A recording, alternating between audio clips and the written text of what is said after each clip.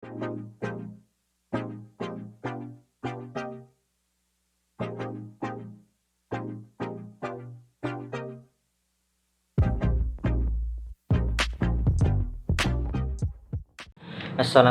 warahmatullahi wabarakatuh. Di sini saya atas nama Abi Yusuf Adriyeda, NIM 21106511067 dari kelas TIC. Di sini saya akan menjelaskan tentang dampak media sosial dan pelanggarannya.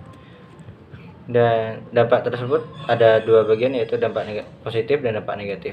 Dampak positifnya yaitu memudahkan dalam berkomunikasi, sarana pembelajaran, dan memudahkan dalam transaksi bisnis. Dan untuk dampak negatifnya yaitu membahayakan informasi pribadi, banyaknya penipuan, dan antisosial.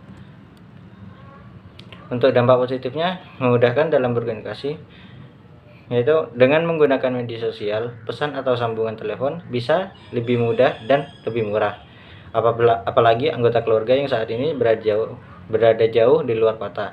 Jadi akan sangat membantu dalam hal berkomunikasi menggunakan pengiriman pesan atau menggunakan saluran telepon.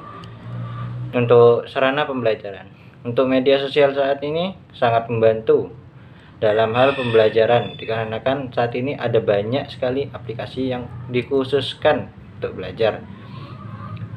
Jadi sekarang belajar tidak hanya dari sekolah dan buku, melainkan bisa menggunakan aplikasi, contohnya seperti aplikasi Ruang Guru. Yang ketiga itu memudahkan dalam transaksi bisnis.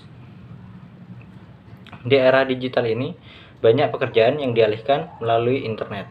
Salah satunya adalah bisnis. Saat ini banyak bisnis dari berbagai bidang yang berjalan melalui internet. Oleh karena itu, transaksi bisnis akan semakin mudah dan menguntungkan bagi pengusaha maupun pelaku bisnis. Dan untuk dampak negatifnya yaitu membahayakan informasi pribadi, yaitu banyak aplikasi atau situs yang haruskan penggunanya mengisi informasi pribadi. Bila informasi ini disalahgunakan, itu tentu saja akan membahayakan pemilik informasi. Informasi pribadi tersebut bisa digunakan orang yang tidak bertanggung jawab untuk menguntungkan dirinya. Berbagai ancaman seperti hacking dalam internet dapat membahayakan informasi pribadi kita. Untuk mengatasi hal tersebut, Gremets dapat membaca buku ancaman internet hacking dan trik menanganinya.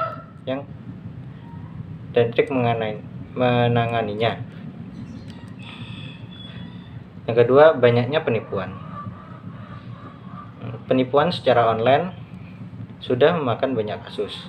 Penipuan yang sering terjadi adalah ketika melakukan jual beli secara online.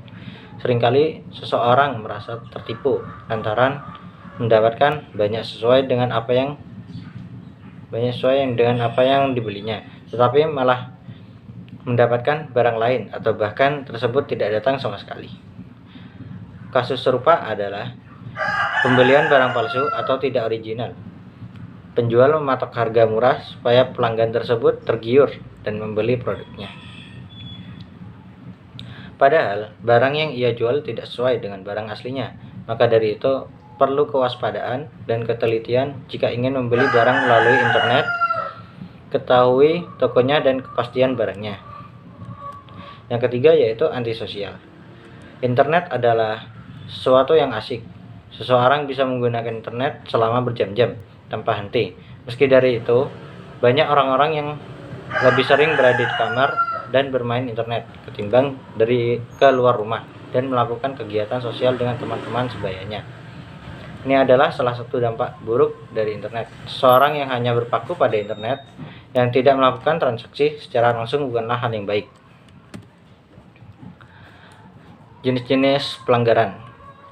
Pelanggaran etika profesi di bidang teknologi informasi yaitu kopas internet dari internet, kopas artikel dari internet, pencemaran nama baik, penyebaran berita hoax, dan perjudian online.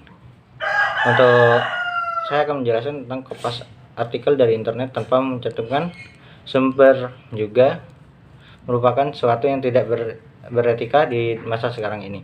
Bagaimana tidak?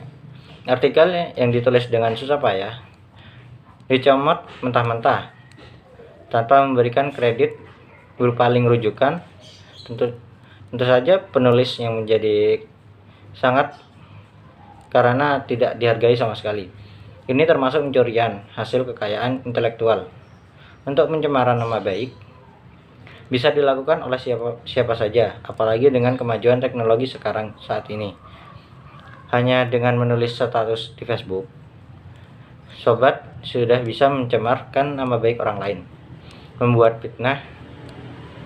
berita fitnah, menuduh tanpa bukti, semakin sering terjadi belakang ini, dan itu disebabkan oleh mudahnya akses semua orang di media sosial, pesan podcast, dan aplikasi chatting dan lain-lain.